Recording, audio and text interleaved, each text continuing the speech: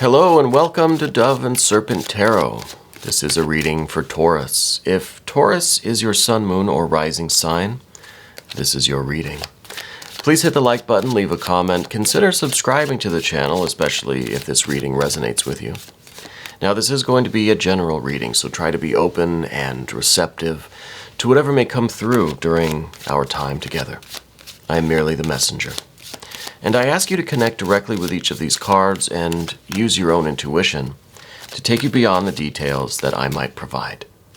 And remember, Taurus, that the most important part of any tarot reading is you.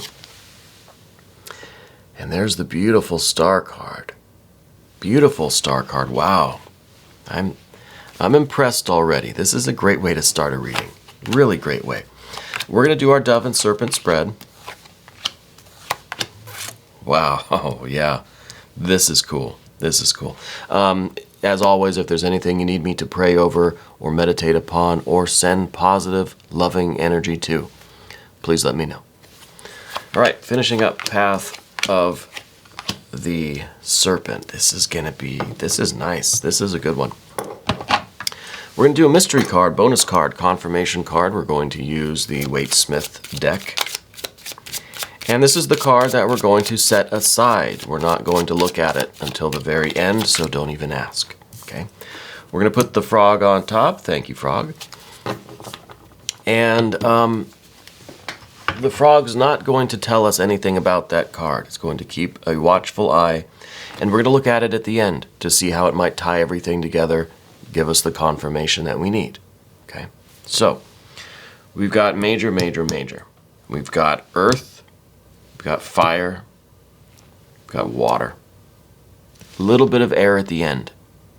I don't really want to talk about that card just yet. A little bit of air at the end, okay?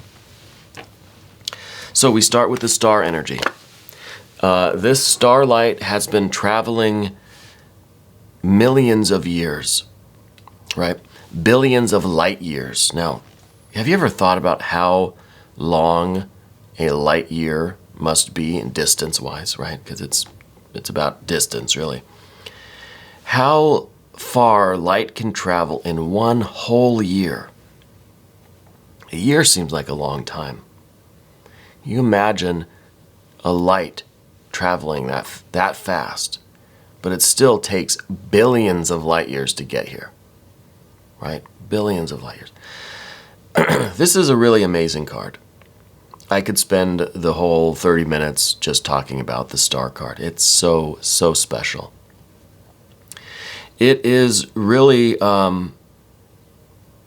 there's such an intensity in your life right now. There's this feeling that this message or this energy, this starlight, has traveled across time and space to get to you. And now it's finally here, right? Something that has been on its way to you right now for billions of years. You know, like so long. It's come from so far away. This is that star that is you.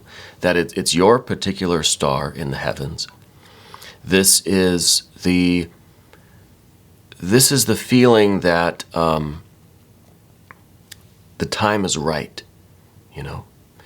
That this is that magical, holy moment that, in some sense, you've been waiting for millions of years, right? Everything that's ever happened in the entire history of time and space, what do they think? I don't even know. Trillions of years? Longer than that, I imagine. I don't know. I'm sure it's some, exponential number. An astronomical number, if you will. Anyway, it's been all leading up to this moment, right? It's like this is a message that's been on its way to you. And maybe we didn't know it was coming. Maybe we've been expecting it.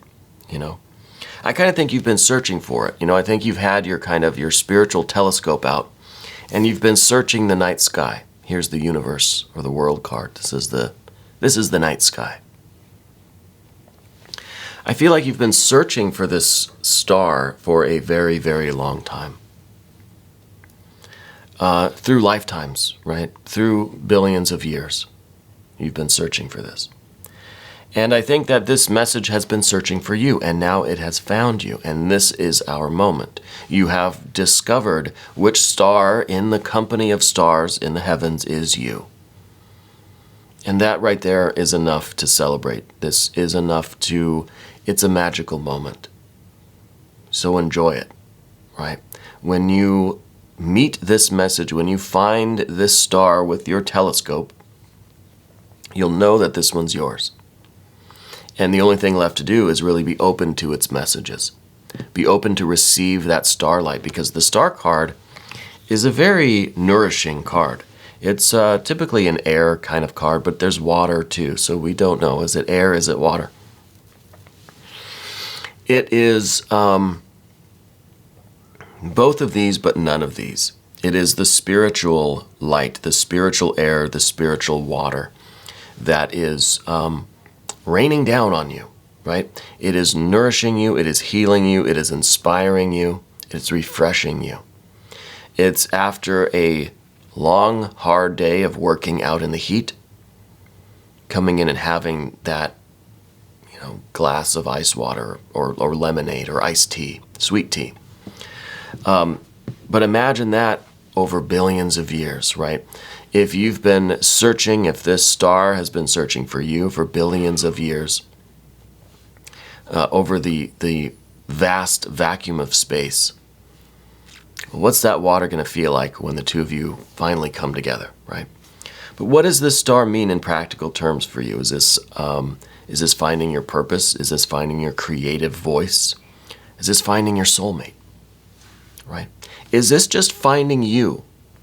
You've come to face-to-face, union, interaction, knowledge of, and conversation with yourself. Maybe that is the starlight reaching you. And now you're being filled with that starlight. And from here, who knows what we're going to do, right? This is your vision. This is your voice. Where does it lead? Maybe that's something that we're still working out. Maybe that's in process, right? Maybe we don't know until this starlight comes in, until we find our place in the heavens. We don't know what we're going to do with it. We're going to let it tell us, right? We're going to feel this inspiration. We're going to receive that starlight, that spiritual, magical water from above, and we're going to pour it out into the world in front of us, right? We're taking it from heaven and we're transmitting it to the earth. We're expressing it, we're manifesting it. And this is beautiful.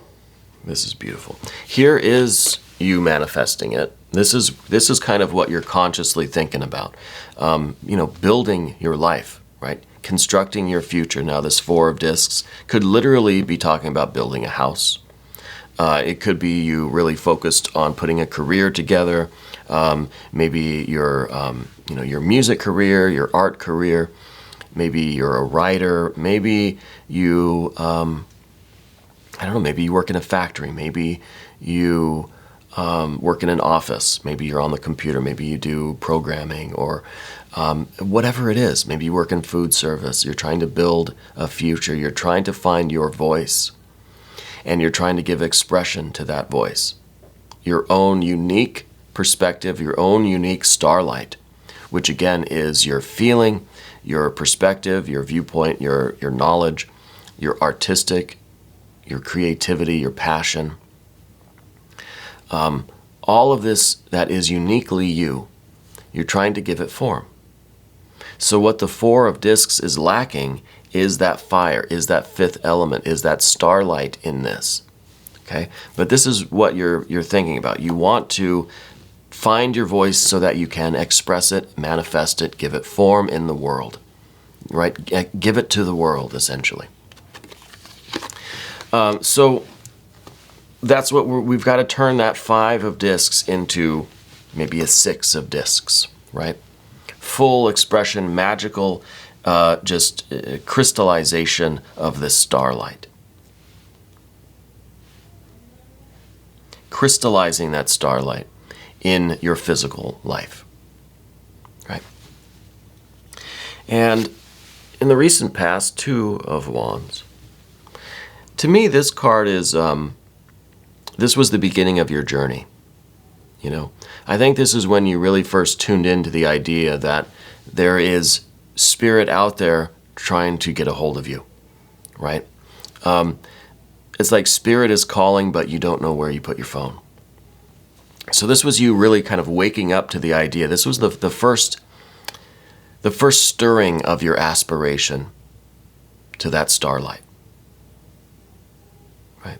When you first started, maybe this is when you first decided, I'm going to get a telescope. You know, maybe literally. I know I'm using it as kind of a metaphor, but maybe you are kind of like me. You like looking at the night sky. There's something very inspiring about that. You know, makes us think of our place in the world and of what else is out there, right? And it really is an awe-inspiring and very humbling experience to get a good view of the night sky. I know it's hard now in a lot of cities. There's a lot of light. It's difficult to see the night sky. But if you ever have a chance to go somewhere, you know, a few minutes into the hills or something where you're kind of above all of the city lights, you're away from all of that. If you get an opportunity to look at the night sky, unencumbered by the light pollution, the city lights and stuff, do it. It's worth it. Okay. But the 2 of Wands here, I think that this was the beginning where you kind of made that decision that you're going to, in some ways, devote your life to finding yourself. You know, this is when you first started that spiritual path. Okay, and it was a conscious decision. You know, you signed up right away to do this. And I think it's been a struggle. I think that it's been mostly failures and disappointments and struggles and hardships, exhaustion, physical exhaustion, mental, emotional. But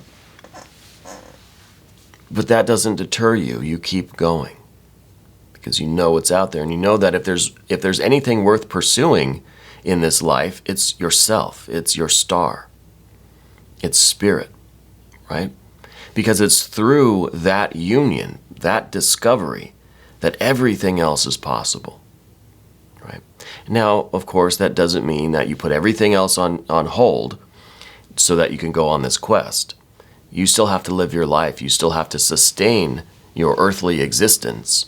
You still have to take care of your responsibilities and you know, work and go to school and take care of your family or your pets or your plants. But I feel like this pursuit is one of your highest priorities. This is the pursuit that is kind of responsible for all of the other pursuits and responsibilities and activities of your life. There's been a lot of hardship there. I feel like you even now have some issues with your back. And it's just kind of, to me, it feels like someone who's been working at this for a long time. You're a weary warrior, right? Spiritual warrior. And I think that this starlight, this message, it's coming in right now, okay?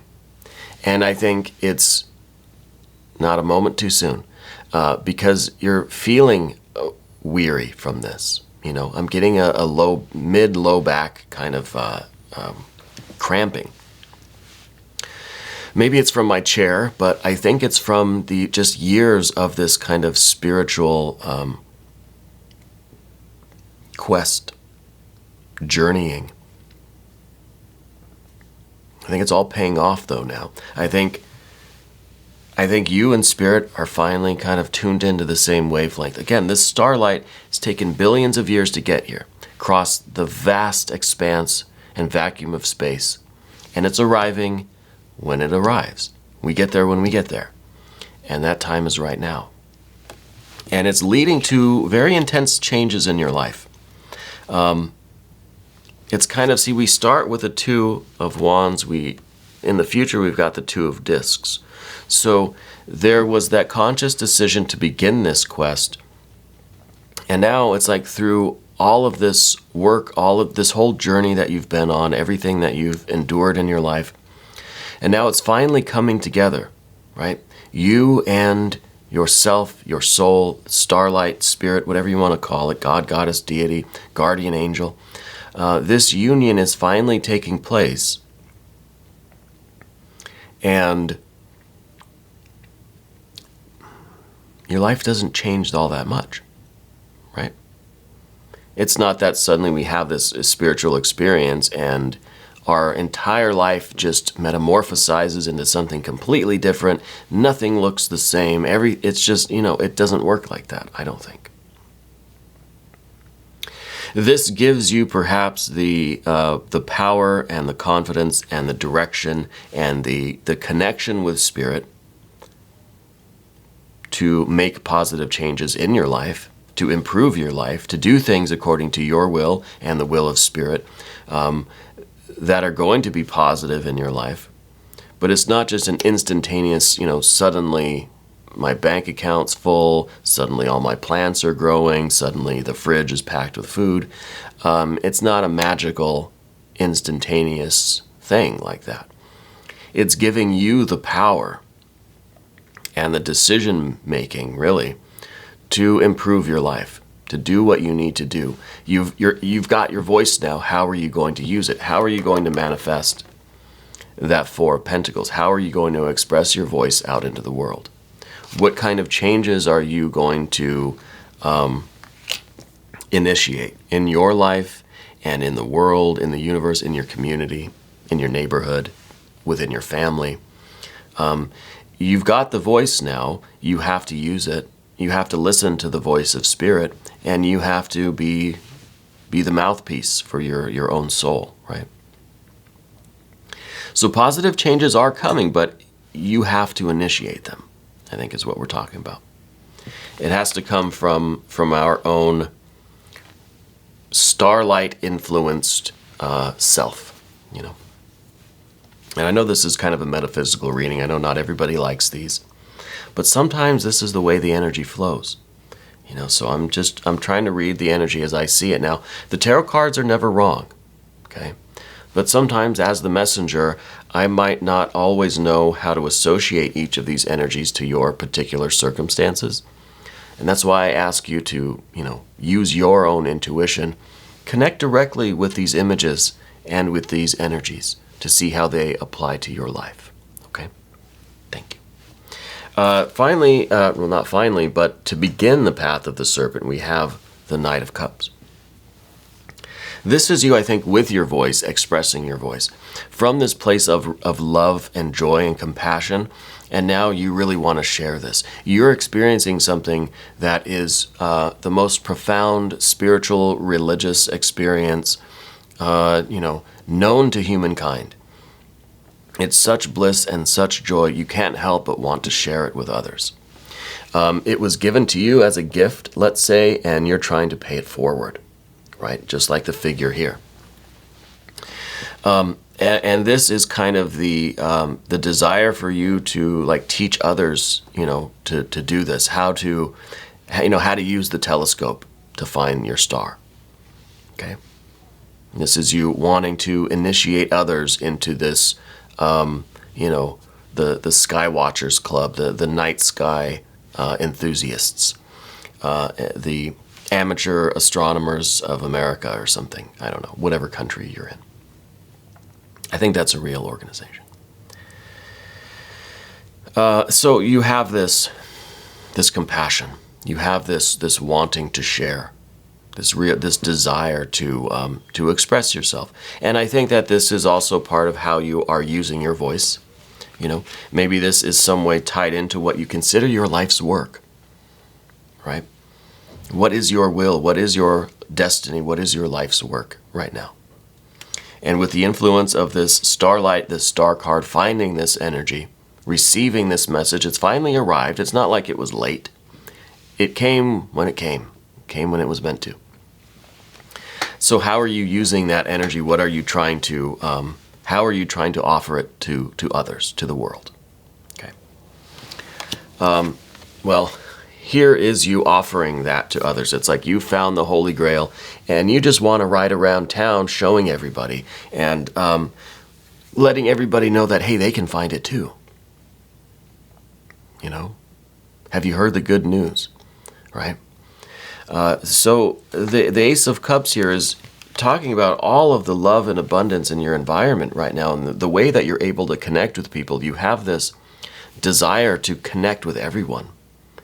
Like you love everyone so much. You're so blissful and elated from this experience that it really is just kind of pouring out of you and into your environment. And this, I think, this card is representing how you're interacting with your environment. What is the dynamic between you, your pets, your plants, your people, the community at large? Well, it's all love, it's all creativity. It's all bliss and joy and pleasure and affection and support and healing energy. It's really, the Ace of Cups has got to be the best energy. It's got to be the best energy. Now the next card, the next two cards are curious because we have the Magician here, but the Magician's in the position of what we don't want. Okay. The Magician is the Lord of illusion, the Lord of lies, right? The Magus, the Lord of lies and illusion. And so I think what we don't want is for this all to be revealed as a phony, as an illusion, as a fake, as a fraud, as a dream, right? As our own delusion. So we don't want that aspect of Mercury.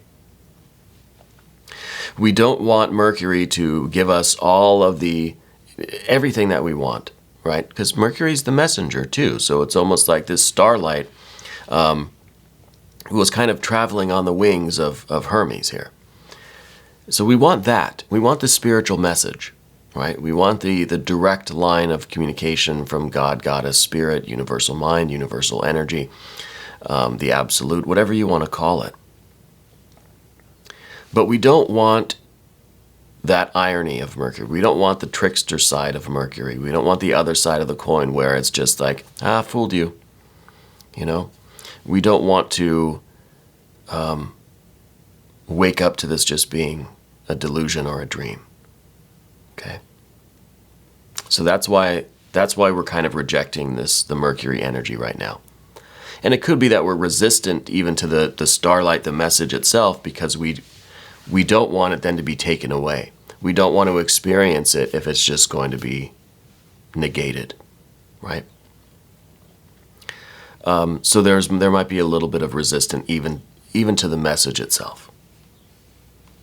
And the next card, I think, Nine of Swords, this is something else that we want to avoid, right? I'm hoping that the mystery card can kind of cover this card up for us.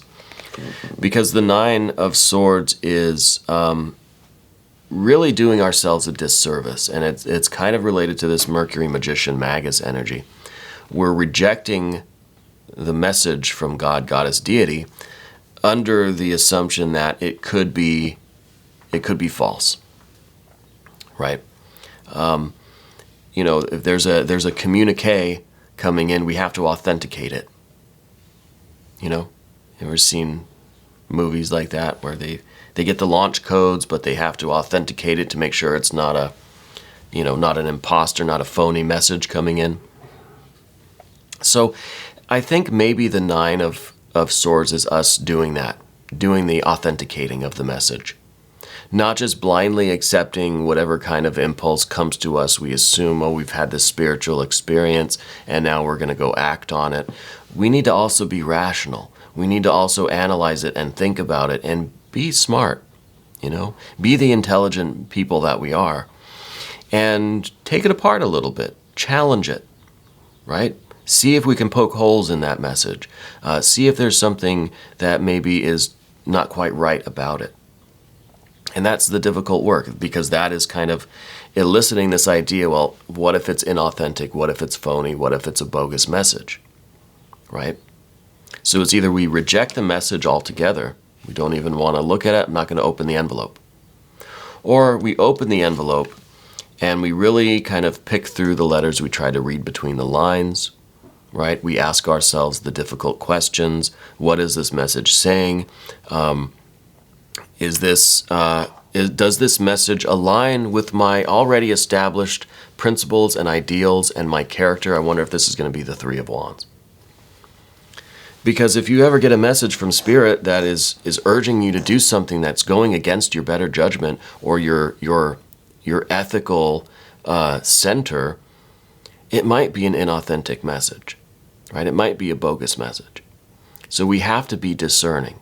Usually the Nine of Swords, I don't like it. It's too much of this perception pointed at ourselves, but sometimes we kind of need these little tiny toothpicks to delicately pick things apart and really look inside, right? And that's the only way I think we'll know that this is an authentic message. We can't just blindly run with every so-called spiritual impulse that we get. We have to make sure this is the real thing and that it's a positive message. We have to know that it's coming from Spirit and not the other one, So this is an important step. This is the work that we don't really want to do. It's not the fun part. But I think it's very necessary, and I think that's why it comes at the end. It's a little bit of a rational check on the rest of this energy. We can really get carried away with all of this. We need to have a little bit of a rational check at the end. Okay. Now let's look at the mystery card. Thank you, Frog Friend, for helping us out with the mystery card. Maybe a Three of Wands. This may be something like a Six of Discs, a Six of Cups, something that shows just kind of the outward expression of this light now being expressed into the world through your work, through your activities. Maybe this is a card that's showing what your life's work is, or giving us some sort of details about the energy of that. Well, let's just take a look. Queen of Pentacles, water of earth. So we have water and we have earth. We have an idea maybe of healing. What I really feel is going on here is we're taking the water and we're taking the earth. Because remember I said we have to turn this Four of Pentacles into, well, I said like a Six or something, right? But if we have the Four and then we add the fifth element, we're creating the pentagram. We're putting spirit into matter. Right? We're expressing our Ace of Cups into or through our physical activities, the horizontal world. So I think this might be what we're looking for. And this is the water of earth that's represented by this card. So this card is a symbol of you doing, excuse me, that's terrible. This card is a symbol of you doing this activity, of putting the water into that vessel, right?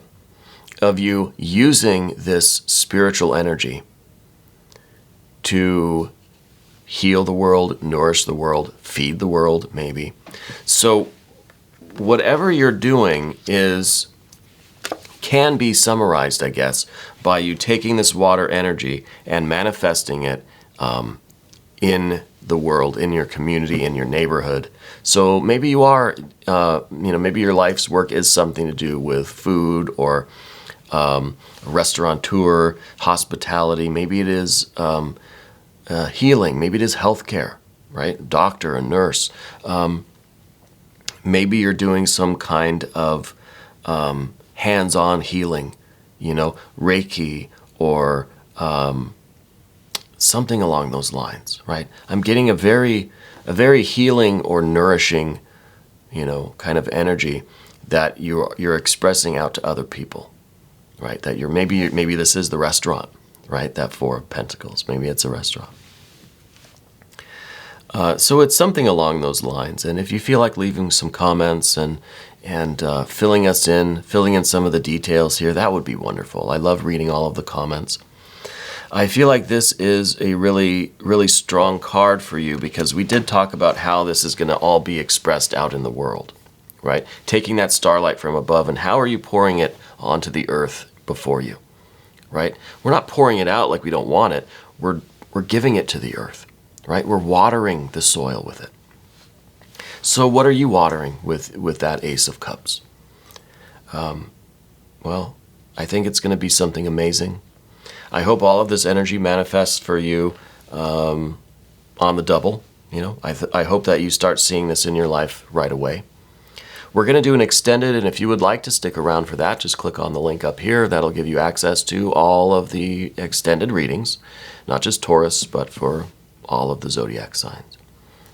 I want to thank you for taking this voyage with me. Thank you for being the most important part of Dove and Serpent Tarot. And I'll see you again very soon.